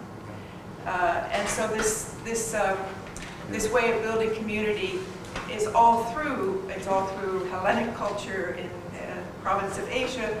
So, it's very rich in that regard. So that's one kind of thing that sparks your interest. It does indeed, very much. I mean, thank you very much for bringing it up. Yeah, I looked into Pythagoras actually, thinking there may be something, but The other one is a totally different Yeah. direction, which is mysticism Yeah. in the Middle Ages. Yeah. Nicholas of Cusa, there's a book by a man named Hoff, H-O-F, who wants to talk about the capacity to hear of a community to believe that the visionary sees something which obviously cannot be seen. In other words, it's a figment of imagination, but the listener can see it and trusts it. It's just kind of interesting because it talks about the second part really more than the first. But Pythagoras begins, to talk about something that could go back to the infant. But this other has to do with the communal aspect of sound and how sound interacts with the other. Is more important. If you hear it, you see it. wow. These are fantastic. Thank you for. I cut myself off my medieval background as I was focusing on this, thinking I should liberate myself from any prejudices I may have. But you're right, and I'll go and look at them again. They are enlightening. It's comments what you made. Thank you. Jack? Yeah. Thank you for this talk. Really enjoyed it. You mentioned Hume, I think, briefly. One thing that your postulate to be is to hear kind of recalls for me is actually Berkeley. So the idea of essayist is percipity, like the idea of being is perception. I was wondering whether you might comment on like your relationship, your theory's relationship to the kind of I guess subjective and idealistic idea of consciousness and world formation. So is there any relationship between the formation of the subject that you're discussing to Berkeley's idea, and which gets picked up by later romantic traditions, that the world exists as it exists in consciousness, and therefore we might posit a subject where we find a world. I think explicitly also, romantic poets, John Keats says, for instance, at one point, I think that the sound of the word forlorn tolls him back to his soul self. So this idea of, very much in consonance with what you're talking about, of impression creating world and thereby also undergirding subject. I was just wondering, whether you see yourself within that kind of Berkeleyan idealist tradition, or working, I guess, in distinction to that. That's a difficult question. I'm. Where do I see myself? Obviously, I was playing on the to be is to be, to perceive is to exist, or whatever, to be seen. And I was playing also on the Cartesian thing, which is, to think and to be. And I was trying to find something in between. That's why I came up with this. I don't want to go totally subjective, because I try to, I'm not going out intentionally to be anywhere. I'm trying to sort of basically look at the little stuff that I get to know as I'm reading about these things. And I'm trying to sort of just convince myself what makes sense. And that's why I said at the beginning, I'm sort of somehow navigating between those two extremes. Partly impressed by Hume, not impressed, no. Partly I'm picking up what he's saying about the non-existence of a self except as a bundle of impressions, and trying to make... I'm sorry. That's okay. Shall I stand here?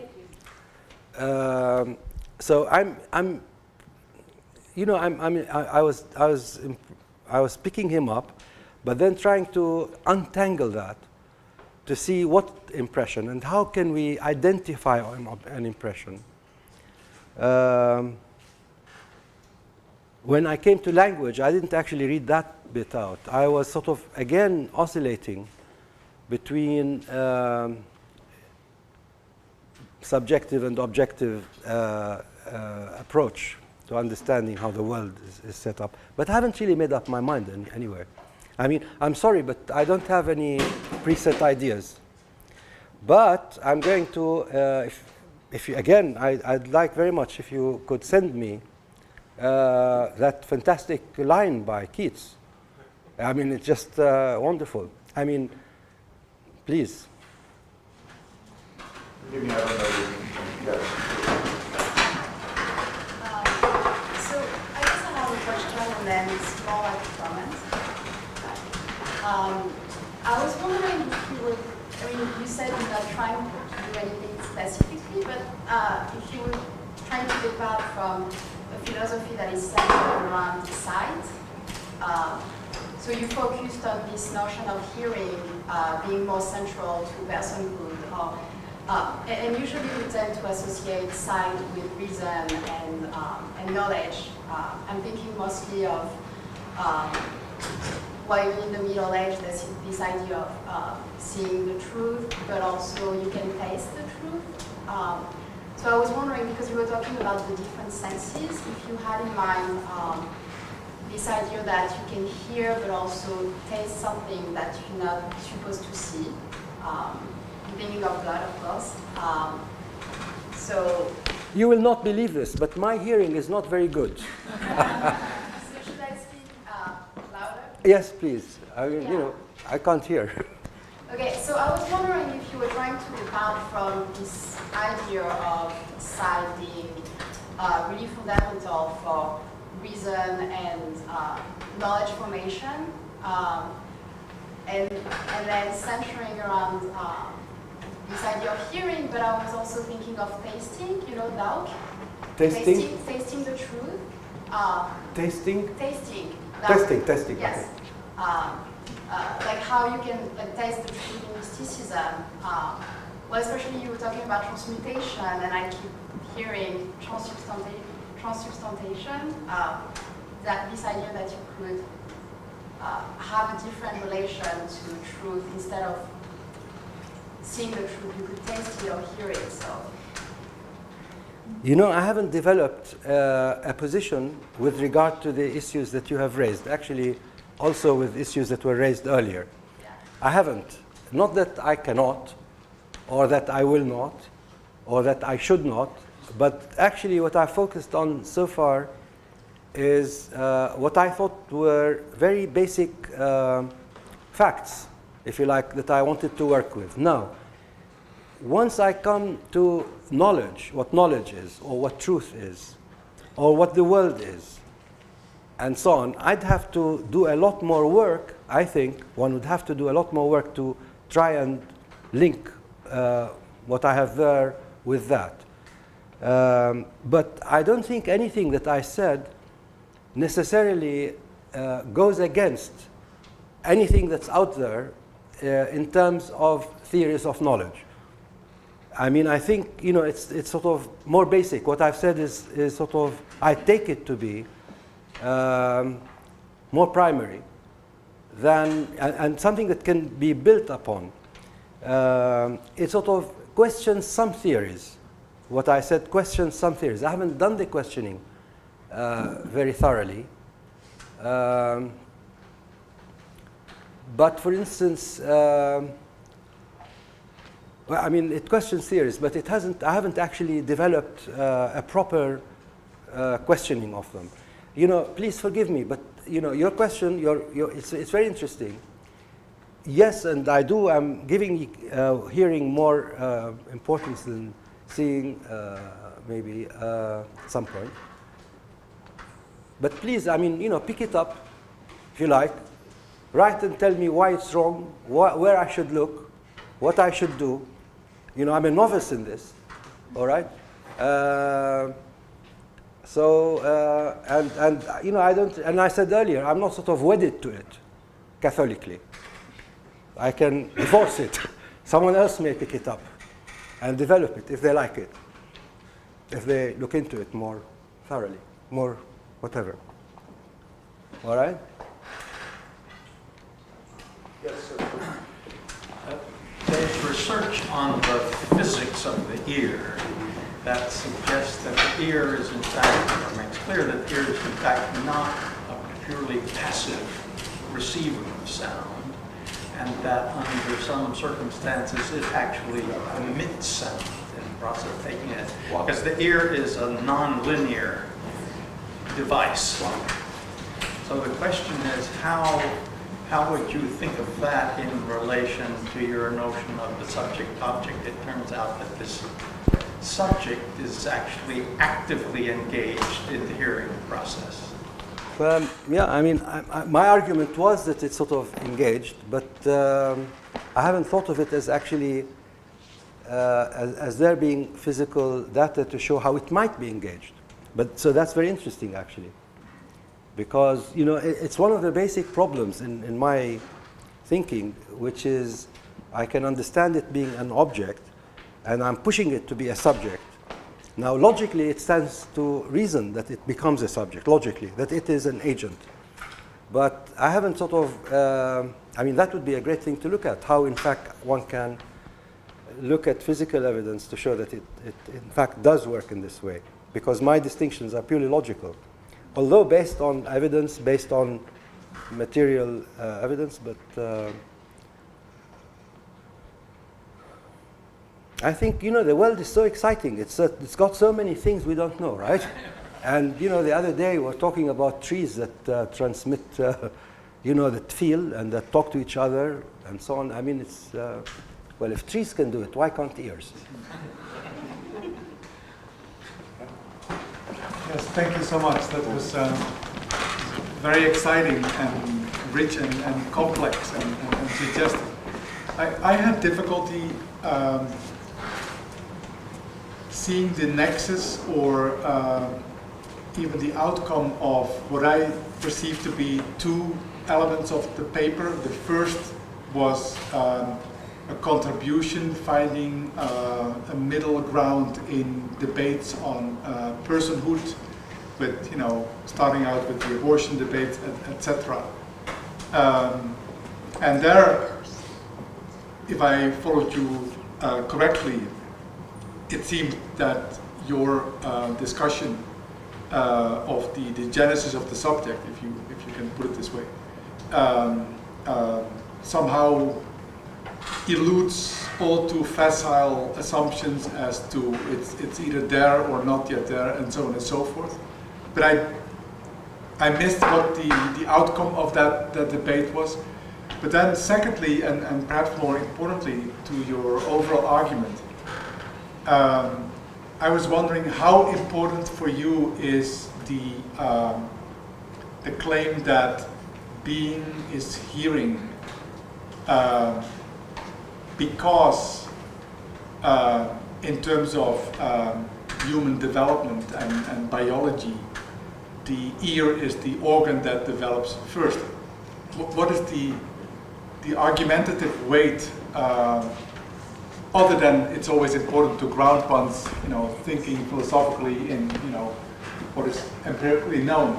But at the phenomenological level, for example, I don't see how one would need that, and why one could not, as it were, arrive at the same conclusions and the same wonder, if you like, from, let's say, a resolutely anti or non-empirical account. For example, a phenomenological account.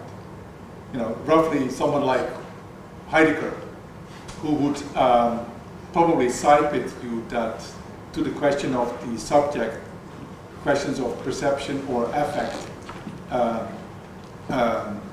are important, and there's even a certain primacy of hearing and of the call of conscience and what have you.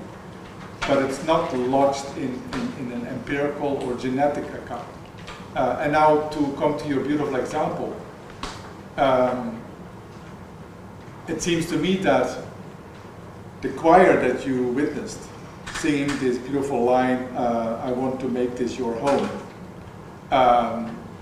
would have carried the same promise if this would have been, let's say, a teenage study group, discussing poetry. So why would these words not have had the same effect when spoken and read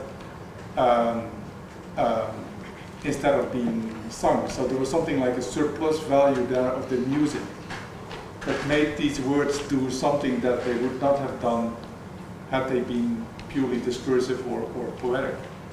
And so, yeah, I think those are... Okay. With regard to the last point, I don't really know what makes music more, have more impact, but it just seems to. But the underlying point, I think, is that that it is sound, whether it's actually discursive or musical. That is the important. That seems to be the important element here. And now, what I'm saying is actually trivially true, because when we're discussing, for instance, conflicts, and people are discussing conflicts between themselves, they try to overcome that conflict through arguing, or this disagreement through discussing, or negotiating, or dialoguing. And what are they doing? They're using language. And what is language? Language is sound.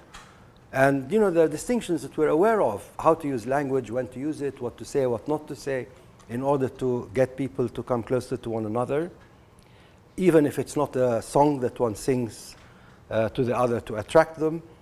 It's also the form of what one says, the content, and so on. And the identities, we know the identities are also formed by some, by one form or another of sound.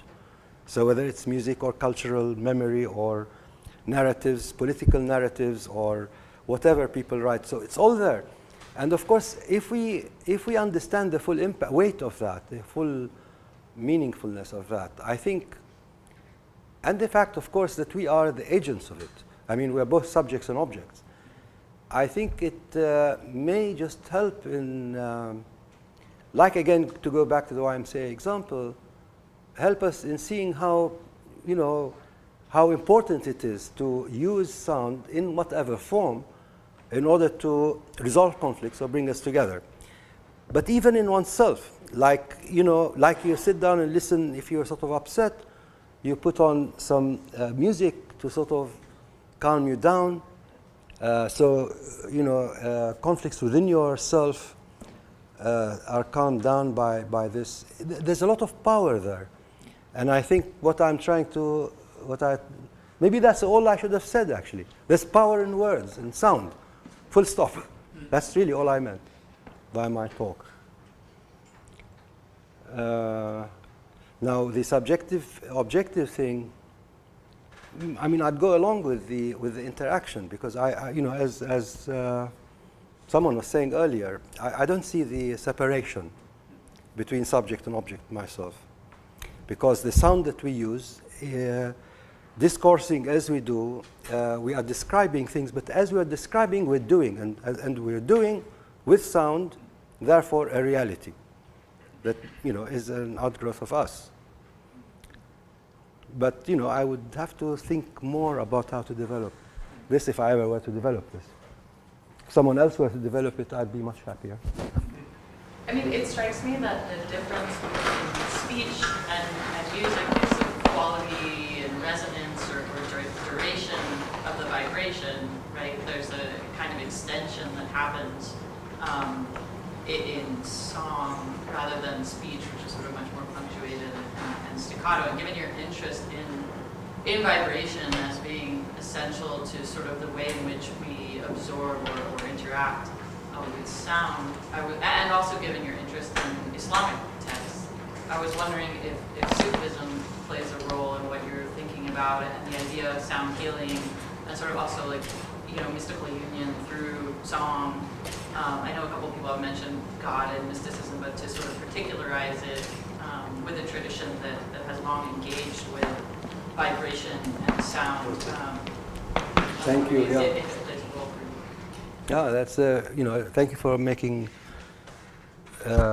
that point. I haven't personally gone into this, but when I was writing right at the very end, I sort of referred very quickly to various ways of using sound, like whether it was mantras by oneself or whatever. But I should look at it like I should look at Pythagoras, because I didn't really look at it, to tell you the truth. Although, of course, I've been involved in, not by, I don't do this every day, but I've been in Sufi sort of occasions, and I know, and people who speak poetry like bards, people who actually, in Arabic, for instance, and in colloquial rather than classical. It's very sort of spontaneous. It's very sort of, and it attracts you in a way that propositional talk doesn't. There's a lot to be looked at there, and maybe if I develop this, maybe that is something I'll look at. But definitely Sufism, and through that mysticism. Yeah.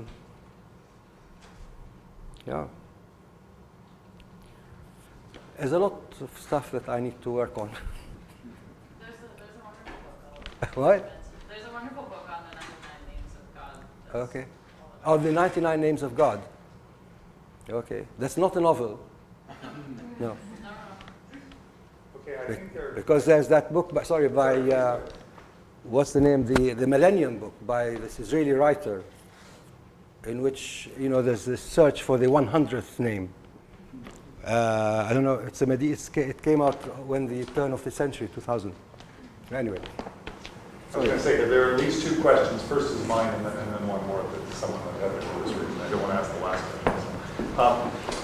So this was a fascinating talk. If you don't mind, I'd like to try to put together two very different moments in the talk. So I take it that a lot of the argument in the talk was trying to get us from the phenomenon of sentience as to sentience of. And I thought it was really fascinating.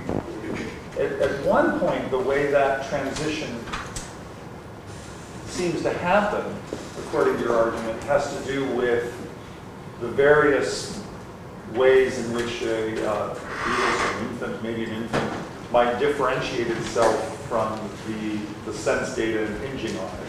Proprioception, bodily movement, parallax, things that permit a perceiving being to differentiate between what is impinging on it and what is being impinged on, which is to say, how am I different from the perception that I'm having? And that moment of differentiation is crucial for getting us from sentience as to sentience of. It's as if the membrane between myself and the world gets noticed at that point. The fact that there is such a membrane, that there's something that is responding to the world, becomes something that I am aware of because of that kind of differentiating stuff that happens, say, in bodily movement. And that's really, really interesting. And one of the things that gets established there, if I understand you correctly, is that sense of personhood or identity. It gets established late, as opposed to some other philosophers who would argue that personhood somehow precedes all of that. So I wanted to ask, how do we get from that account to the very moving remarks on group identity that came at the end of your talk? Because it would seem to me that whatever group identity is, it doesn't do that kind of differentiating work. In other words, the difference among selves remains firmly in place, even in moments of collective fusion, national identity, choral singing, and so forth. That, in other words, it seems to me that that's got to be something like a later moment where we might feel ourselves identified with other people, but we still feel ourselves to be selves identifying with other people. In other words, I mean, to put it in a somewhat aggressive way, that sounds like a metaphor of fusion that comes much later and is parasitic upon differentiated selves. Am I right? You're absolutely yes. I mean, it's a kind of metaphorical add-on. It's absolutely right. I mean, it's and in both cases, I'm emphasizing. I think maybe without mentioning it explicitly, the idea of construction, of identity construction, whether of the self or later also of a group.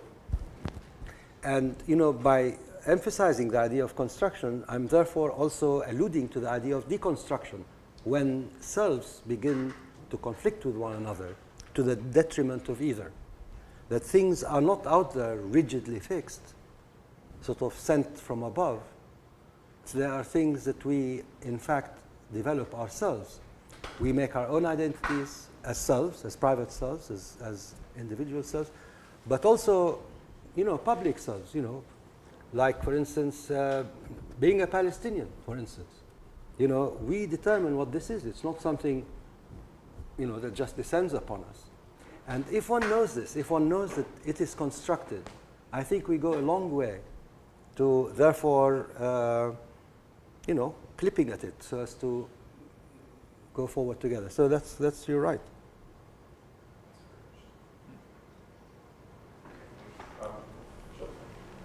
Yeah, so I was thinking about another place that you might look, because the account that you gave of sense perception of hearing sounds a lot to me like what Aristotle says in Book 3 of the Untitled, where the relationship between the subject and object are co-actualized through the activity of sense perception. With the intellect, yes. But for Aristotle, touch is primordial, not hearing. He's long. Well, so I was thinking about that in the context of the fetus, but also in the context of the chorus. And for the fetus is surrounded in the womb by what Peter was referring to as a kind of membrane. And there's a touch relation happening there. And in the chorus, I'm not sure that it's just the singing of the sounds of the music that is allowing for community formation.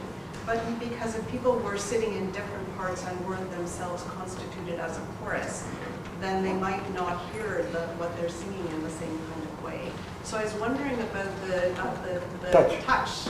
Okay, the last part of the sentence, I couldn't quite get what you were saying, but with touch. Now, okay, so I'll have to look into this. But I don't really know if the hands of the fetus would have developed. It doesn't have to be hands. It could be skin. Or whatever it is that is. Do you touch from here? I'm not sure. I'll have to look into this. Okay. It's very important. But, when I was a kid, I was taught that you only come to learn what touching is once you come out and you do that. So with the palm, this is how you touch. But yes, you do feel. You do feel through that sense. But you see, the important thing, I think, that needs to be there is to answer the question. I think this is the more primary question that has to be answered, which then leads us to sound rather than, which is how do you identify a subject? How do you identify a subject? What are the conditions? What are the requirements? And, well, for there to be something, it has to have identity. And to have identity, it means sameness through time, at least for a certain, what's it of time? I mean, does it make sense that? I mean, if things... I might have a different understanding of identity. But I mean, a chair, for instance, I mean, if we are able to specify, single out, talking about an object like a chair, surely you will agree with me, it has to be there in front of us, both of us, 1 second after the other. I mean, if we're going to be able to talk intelligibly about such a thing as a chair in front of us, but it's not in front of us, it's 1 minute there, the next second it's not there, and it's somewhere else or something else is there, then we have a problem. Talking about it. But, I mean, if the subject and object are co-constituted in the way that you suggested. That's the second point. Let's discuss the first one. But I don't know if I agree with the temporality there. So if it's in fact the case that subjects and objects co-constitute, then identity over time presupposes the already existence of the thing outside of its being in relation to the subject that's also participating in its constitution. I agree. No, I agree. So it has to be there over time, right? I mean, take away the subject, take away us as perceivers. I'm not sure. I think that that presupposes that the it subsists outside of the subject-object relation. Okay. So, it doesn't. So I agree that, too. I mean, I don't have a problem. Now, suppose it is a function of our perception. Surely it has to endure through time for us to be able to talk intelligibly about it. Unless it is single in your perception and different in mine, so I only see it. Is that how it is? Maybe. What a world you live in. Mine is different. But you may be right. I don't really know. Yeah. Anyway, thank you. But you're absolutely right about Aristotle and his thing about the intellect in terms of general concepts. That's where he is actually focused on. Thank you very, very much. Well, thank you all. Thank you. Thank you very much. Thank you very much.